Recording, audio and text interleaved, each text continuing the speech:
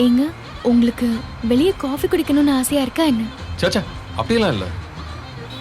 Night சாப்பிடலையா, அதனால தான் கேட்டேன். இல்லைங்க, வெண்பா சாப்பிட்டாளா தூங்குனாளா என்னன்னு ஒன்றும் தெரியல.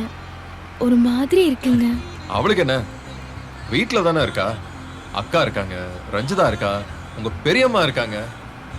கண்டிப்பா யாராச்சும் சாப்பாடு கொடுத்து தூங்க வச்சிருப்பாங்கல்ல. யாரும் இருக்கட்டுமே, நாம இல்லைல்ல.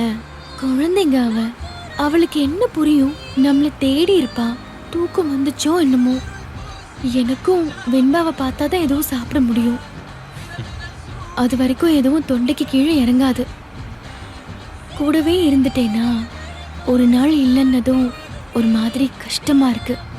வெண்பாவை பார்க்கணும் போல இருக்குங்க. என் பொண்ணு மேல இவளுக்கு இவ்வளோ அக்கறையா? என்னை விட வெண்பா மேல இவ்வளோ பாசமா இருக்கா?